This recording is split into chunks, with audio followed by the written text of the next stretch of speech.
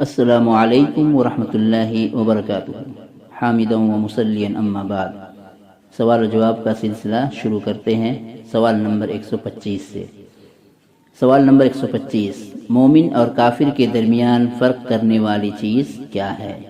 جواب، نماز۔ یعنی ایک مومن اور ایک کافر جو اللہ کا انکار کرتا ہے یا نہیں مانتا ہے، ان دونوں کے درمیان فرق کرنے والی چیز کیا ہے؟ نماز ہے۔ یعنی اگر ایک مسلمان ہو کر نماز نہیں پڑھتا ہے تو پھر وہ مسلمان کے دائرے سے خارج ہو جاتا ہے۔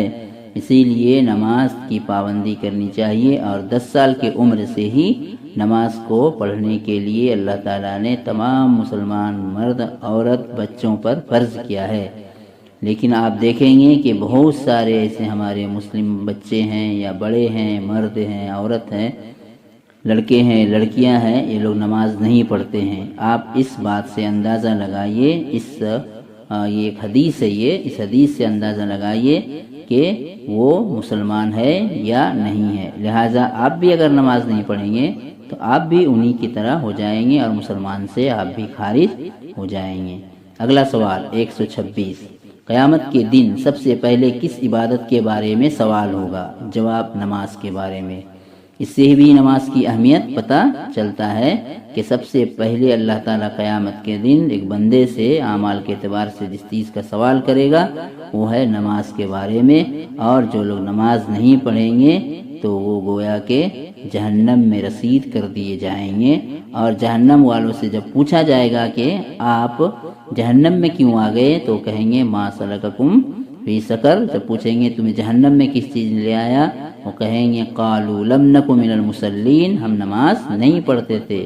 تو پیارے بچوں، نماز کی پابندی کیجئے اور جہنم سے اپنے آپ کو چھٹکارا حاصل کیجئے۔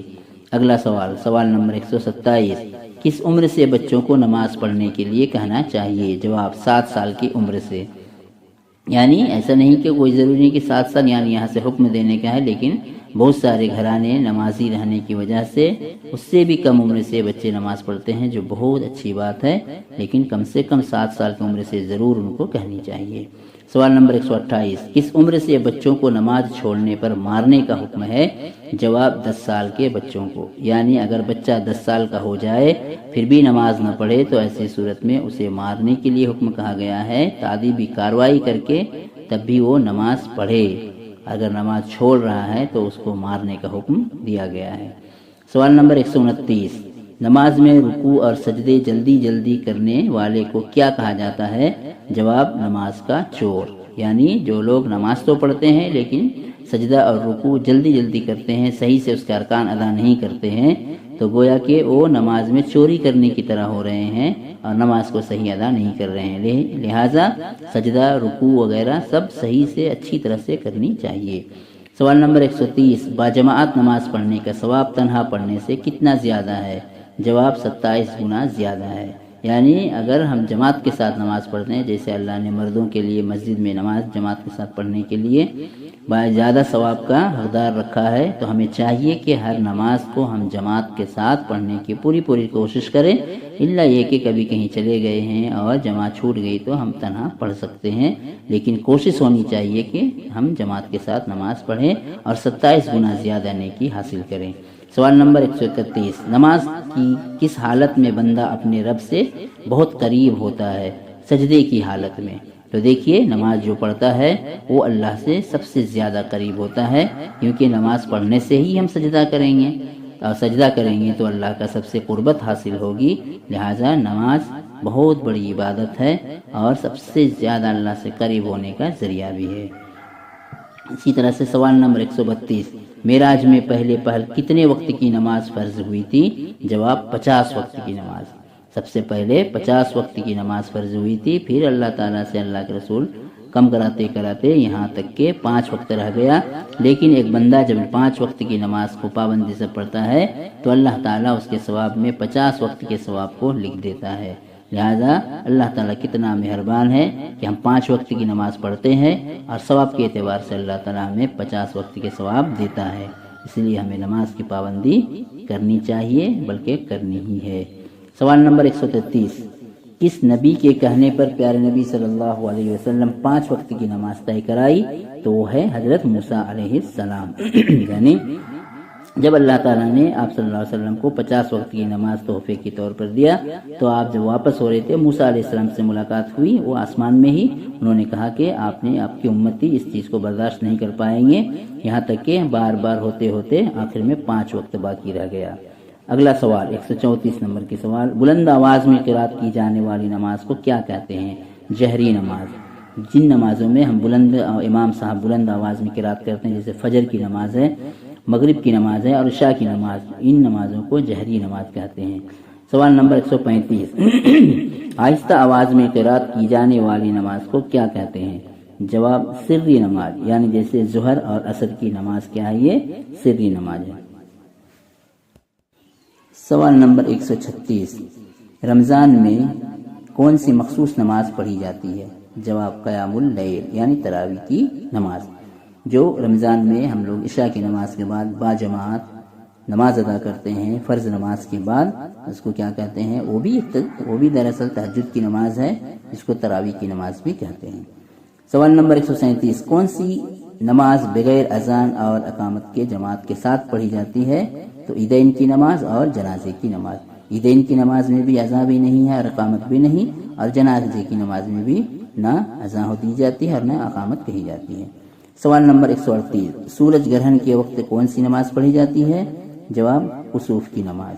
सूरज में ग्रहण जो लगता है, तो अल्लाह के रसूल सल्लल्लाहु अलैहि वसल्लम की हदीस से साबित है कि अल्लाह के रसूल नमाज पढ़ा करते थे, और उसका ख़ास तरीका भी है जिसको आप आगे जानेंगे। बहरहाल उसका नाम क्या है? कुसूफ की नमाज। इसी तरह से सवाल नंबर 139, चांद ग्रहण के वक्त कौन सी नमाज पढ़ी जाती है? जवाब खुसूफ की नमाज, यानी चांद और सूरज में ग्रहण लगता है, हम सब जानते हैं, वैसे वक्त में शरीयत में नमाज पढ़ने का हुक्म है। चांद की ग्रहण के वक्त जो नमाज पढ़ी जाती है उसका नाम है खुसूफ की नमाज, यानी नमाज खुसूफ। सवाल नंबर 140, नमाज कसर कब की जाती है? कसर का मतलब होता है कम करना। कसर का माना कम करना, यानी किस हालत में हम नमाज को कम कर सकते हैं? तो जवाब जब आदमी सफ़र में होता है, यानी जब कहीं दूर दराज के सफ़र में निकल गया। इसके जो मसले हैं आप आगे जानेंगे, बस इतना जानिए कि कसर की नमाज, कसर हम किस वक्त कर सकते हैं? जब सफ़र में होते हैं। और कसर भी किन नमाजों में करेंगे? 4 रकात वाली नमाज में, यानी ज़ुहर, असर और इशा की नमाज में। फजर और मगरिब में कसर नहीं होता है। और कसर कितनी की जाती है? 4 रकात की जगह पे 2 रकात नमाज पढ़ी जाती है, यानी ज़ुहर, असर और इशा 4 रकात से 2 रकात हो जाती है। लेकिन हम घर में रहते हुए या गांव बस्ती में रहते हुए या शहर में रहते हुए कसर नहीं कर सकते हैं। कसर के लिए थोड़ा सा मसाफा ज़रूरत है, दूर दराज की सफ़र में जब हम निकलेंगे तो ऐसे मौके पे करेंगे। आप उसके मसले से इंशाअल्लाह बाद में वाकिफ़ हो जाएंगे। अगला सवाल, सवाल नंबर 141, सजदा सहू कब किया जाता है? सहू कहते हैं गलती को। सजदा सहू हम कब करेंगे? फरमाया, जवाब है नमाज में जब कोई वाजिब रुकन छूट जाता है या भूल चूक हो जाती है, यानी ऐसे नमाज हम जब पढ़ रहे हैं और ऐसी चीज़ छूट जाए जो नमाज के अरकान में से न हो, तो उसमें कुछ कमी ज़्यादती हो जाने से सजदा सहू कर लेते हैं। मिसाल के तौर पर जैसे हम 4 रकात की नमाज पढ़ रहे हैं, 2 रकात में हमको तशहुद ऊला करना था, लेकिन हमने भूल कर खड़े हो गए और बैठे नहीं। फिर हमें बाद में याद आया कि हमने तो तशहुद नहीं किया। तो कोई बात नहीं, आप 4 रकात नमाज पढ़ लीजिए और आखिर में सलाम फेरने से पहले 2 सजदा सहू कर लीजिए, आपकी नमाज मुकम्मल हो जाएगी। ये एक मिसाल थी। इस तरह से कई जगह पे सजदा सहू किया जाता है। लेकिन अगर कोई एक सजदा भूल गया, 1 रकात भूल गया, रुकू करना भूल गया, तो उसमें सजदा सहू नहीं करेगा, बल्कि उस रुकन को, उस अरकान को दोहराएगा, उसके बाद सजदा सहू करेगा। अगला सवाल, सवाल नंबर 142, कुरान मजीद में नमाज का तज़किरा कितनी बार आया है? इससे पहले भी आया। ताकीद कितनी बार आई है?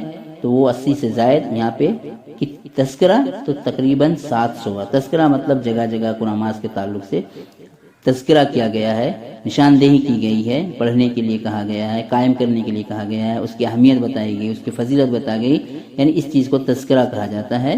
तो तकरीबन 700 से ज़्यादा मरतबा इस ताल्लुक से आया हुआ है। आप इससे अंदाज़ा लगाइए कि नमाज की क्या अहमियत है। सवाल नंबर 143, किन वक्तों में नमाज पढ़ना मना है? यानी ममनू अवकात, ऐसे वक्त कुछ हैं, ऐसे कुछ वक्त मुकर्रर है जिनमें नमाज یعنی اس میں نماز نہ پڑھنے کے لیے کہا گیا ہے؟ تو دیکھیے جواب سورج نکلتے وقت، سورج ڈھلتے وقت، زوال کے وقت اور سورج ڈوبتے وقت۔ نکلتے وقت یعنی سورج بالکل نکلنے کے قریب ہے، کوئی نماز نہیں پڑھنی چاہیے جب تک کہ وہ تھوڑا نکل کے تھوڑا اوپر نہ ہو جائے، 20-25 منٹ نہ گزر جائے۔ سورج کے ڈھلتے وقت، زوال کے وقت یعنی بیچ موقع پہ، جیسے ظہر کے وقت سے پہلے سورج ڈھلتا ہے جو بالکل سیدھا سیدھا رہتا ہے، اس کا بھی وقت ہے، ایسے وقت بھی نماز پڑھنے کے لیے روکا گیا ہے۔ اور تیسرا سورج کے ڈوبتے وقت یعنی بالکل عین موقع ہے، دیکھ رہے ہیں ہم سورج ڈوب رہا، غروب ہو رہا ہے، تو روک دیا گیا ہے جب تک کہ پوری طرح سے غروب نہ ہو جائے۔ اس کی وجہ ہے، اس کی وجوہات آپ حدیث کی کتابوں سے جانیں گے انشاءاللہ۔ سوال نمبر 144، فرض نمازوں کے بعد سب سے افضل نماز کس کو کہا جاتا ہے؟ فرض نماز کے بعد جو 5 فرائض ہیں، 5 فرض نماز ہیں، اس کے بعد سب سے افضل نماز تہجد کی نماز کو کہا جاتا ہے، جس کو عربک میں قیام اللیل کہتے ہیں، اور وہی تراویح کی نماز بھی ہے جو رمضان میں ہم اولی رات میں پڑھتے ہیں یعنی عشاء کے بعد، اور اس کو غیر دنوں میں یعنی غیر رمضان میں آخری رات میں پڑھی جاتی ہے۔ سوال نمبر 145، سنت مؤکدہ کتنی ہیں؟ یعنی سنت مؤکدہ سے مراد وہ نمازیں جس کو اللہ کے رسول ہمیشہ پڑھا کرتے تھے، اور یہ فرض نہیں تھی، لیکن آپ صلی اللہ علیہ وسلم کی اس پر کیا تھی؟ آپ صلی اللہ علیہ وسلم کی اس پر مداومت تھی، یعنی ہم ہمیشگی اس کو پڑھا کرتے تھے۔ تو 12 رکعت ہیں۔ کتنے ہیں؟ 12 رکعت۔ فجر کے فرض سے پہلے 2 رکعت، ظہر کے فرض سے پہلے 4 اور بعد میں 2 رکعت، مغرب کے بعد 2 رکعت اور عشاء کے بعد 2 رکعت، اس طرح سے 12 رکعت ہو گئی۔ سوال نمبر 146، نماز کسوف اور خسوف کسے کہتے ہیں؟ تو اس سے پہلے اس تعلق سے گزر گیا، وہی چیز ہے یہ، اب اس کے طریقہ اس میں کچھ بتایا گیا ہے۔ جواب، سورج گرہن میں پڑھی جانے والی نماز کو نماز کسوف اور چاند گرہن میں پڑھی جانے والی نماز کو نماز خسوف کہتے ہیں۔ اس میں 2 رکعت پڑھی جاتی ہے اور ہر رکعت میں 2 رکوع منقول ہے، یعنی اس کے پڑھنے کا طریقہ بقیہ نمازوں سے کچھ الگ ہے، آپ بھی پڑھتے ہوں گے، اور کبھی کبھی جب بھی سورج گرہن ہو یا چاند میں گرہن لگے تو پڑھنی بھی چاہیے۔